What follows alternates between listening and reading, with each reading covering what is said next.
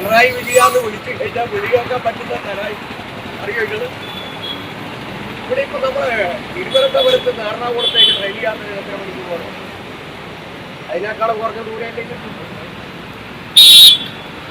തിരുവനന്തപുരത്ത് നിന്ന് ഡൽഹിയിലേക്ക് വിമാനയാത്രയ്ക്ക് എത്ര മണിക്കൂർ പോകണം? അത്ര ദൂരം വരുള്ളൂ. ഇത് ദുബൈയും സിംഗപ്പൂരും അതുപോലെ തന്നെ ഇന്തോനേഷ്യ എന്നൊക്കെ പറഞ്ഞ് എന്തോ ബഹിരാകാശം എന്തോ കന്നഡക്കപ്പുറമുള്ള ഏതോ രാജ്യം, ഇന്ത്യ രാജ്യത്തിൻ്റെ അടുത്തുള്ള ഒരു രാജ്യം ഒരു സ്വകാര്യ സന്ദർശനത്തിൽ അതും അദ്ദേഹത്തിന്റെ കാശെടുത്തുകൊണ്ട് പോകും. കേന്ദ്ര ഗവൺമെന്റിന്റെ അംഗീകാരവും വാങ്ങും, പാർട്ടിന്റെ അംഗീകാരവും വാങ്ങും. പിന്നെ നിങ്ങൾക്ക് എന്താ പ്രശ്നം? ഇത് ഞാൻ പറയാൻ കുറ്റബോധം കൊണ്ടുണ്ടല്ലോ. അങ്ങനെയൊന്നും മരിച്ചാൽ കണ്ണടയില്ല, കണ്ണിങ്ങനെ പോകും. ഈ ക്യാമറ കണ്ടിട്ട് ഒരു മനുഷ്യന്റെ ഒരു കുടുംബത്തെയും ഒരു മുഖ്യമന്ത്രിയെയും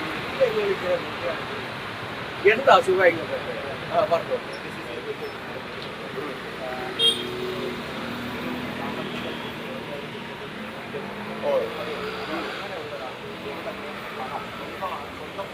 ഇതേ മനസ്സിലായി. എൻ്റെ നാട്ടിലുള്ള ഒരു കർഷക തൊഴിലാളി കുഞ്ഞിക്കടകാരനുണ്ട്.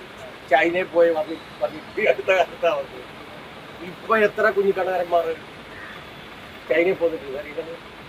ഇപ്പൊ ഒരു വിദേശ രാജ്യത്തേക്ക് പോകുന്നതിന് അത്ര വലിയ കാശ് വേണം. മാത്രമല്ല 92,000 രൂപ പെർ മന്ത് വരുവാനുള്ള ഒരു മുഖ്യമന്ത്രി എവിടുന്നാ കാശ് എന്ന് ചോദിക്കുന്നത്. അതെന്താ എന്തർത്ഥം? അദ്ദേഹത്തിന്റെ ടീം കൂടി കൂട്ടിയാൽ എന്താ 1.25 ലക്ഷം രൂപ എന്തായാലും ഉണ്ടാവും. മുഖ്യമന്ത്രിക്ക് ഉണ്ടാവില്ല.